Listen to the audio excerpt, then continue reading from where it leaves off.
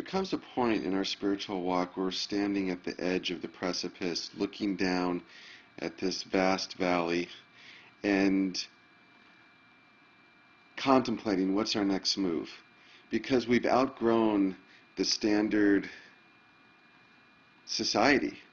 There comes a point where you just evolve intellectually, spiritually, emotionally, psychologically, where you just no longer fit in. You feel like an alien in another world existing in modern society, with its politics, with its nonsensical politics, with its education, with its television, its media, its superficial talk, its consumerism, its destruction of the environment, its lack of intellectualism, its lack of depth, its just vapidness, emptiness, shallowness.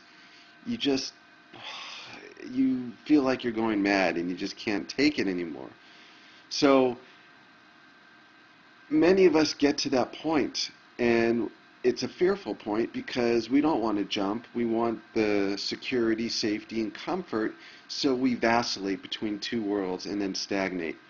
I saw a great documentary called Pale Male about the hawks in New York City who built a nest in the middle of New York City and raised its young there, and the young were contemplating, they came to the point where they needed to leave the nest. They needed to fly away, and you could just see the fear and trepidation as they attempted to fly and leap off this 12, 14 story foot building, which could be to death. They don't know, and you just see days and days pass where they want to do it but they just can't, and then finally they take that leap of faith.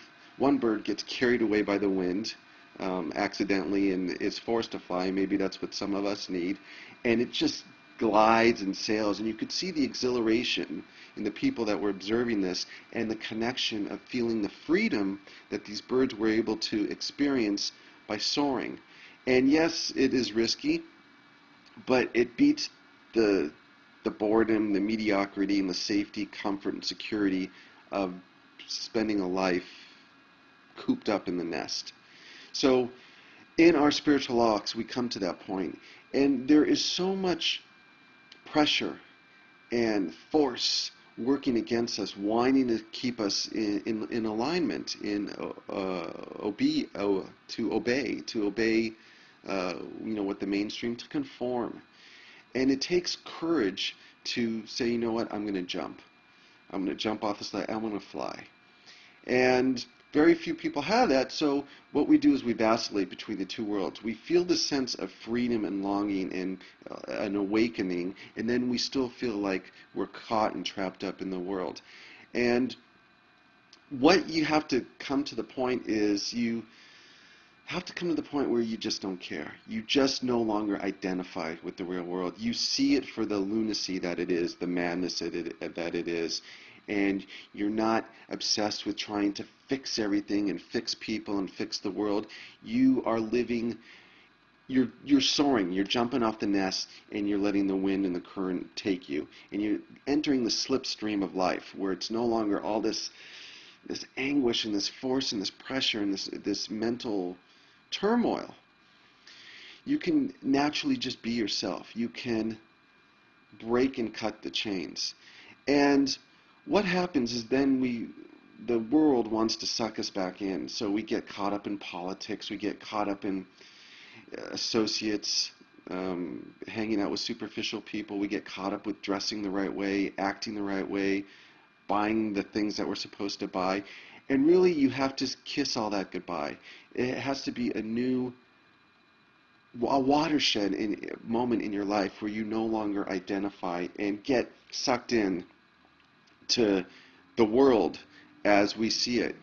There's another great movie called They Live, and it's kind of a silly movie, but I like the premise where he has these glasses, and with viewing these glasses, he can see all the subliminal messages and really what's going on behind all the propaganda and hoopla, and the billboards and people jobs and all these things. He looks at a billboard and it says, consume, buy, and all these other subliminal messages.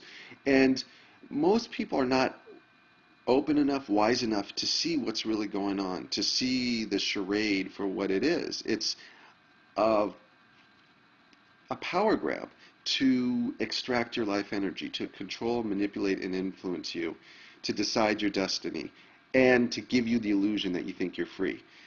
And this is scary because you ask most people think they're free, as they, sit in their boxes in traffic, in their car, and sit in a cubicle, 40, 50, 60 hours a week, and, are just really struggling and to get by, and their whole world revolves around making enough money to survive. And so spiritual pursuit or awakening or educating and enlightening themselves, there's just no room or time for that.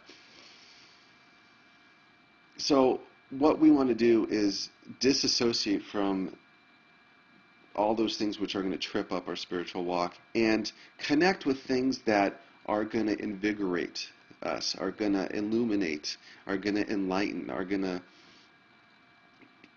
give us wisdom. And people say, well, what do you do? I mean, how do you survive in the world and yet not be part of the world?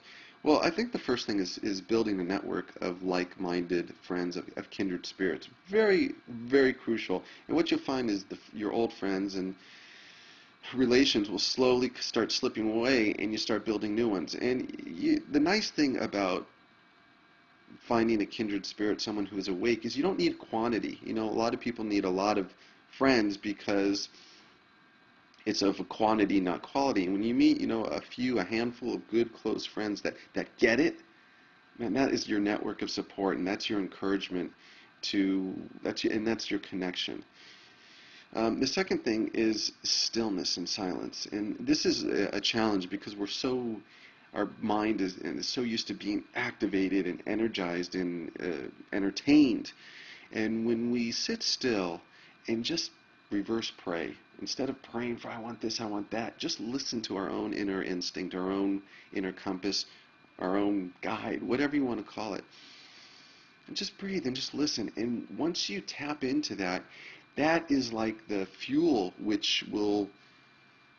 or the wind which will lift you up, out of this nest, out of this cage. And just consistently and regularly coming back to that place, throughout the day. Even if it's, 60 seconds, you just listen. And it's always guiding, it's always helping, it's always illuminating. And we are so dependent on external and insights. We look for everything external that when we start going to this, it really empowers us. The next thing is nature. Connecting with nature is really, really transformational. And I think that's part of the reason why we struggle spiritually, is because we're so disconnected to nature and everything is manufactured or artificial. But when you find it, when you spend time, sitting on a lake, going to the beach and in quiet contemplation for a nice hike, it transforms your spirit. That also energizes. The other thing is simplify. I try to emphasize this as much as I can, but I think this is so crucial. There's a great video about a Canadian artist, Issa, I-S-S-A, and if you search the video, and it just talks about she laid everything on her front lawn and got rid of everything, got rid of her house, got rid of all her possessions because she wanted the freedom to be able to create, and she wanted to channel that energy into her art. And what happens is our lives are so complicated with responsibilities, obligations, commitments, possessions, bills, financial turmoil, that it's oppressive, that our true spirit, our true nature, our true gifts can't sing. They are stifled because we're so consumed and bogged down by the material world. The other thing is, I really find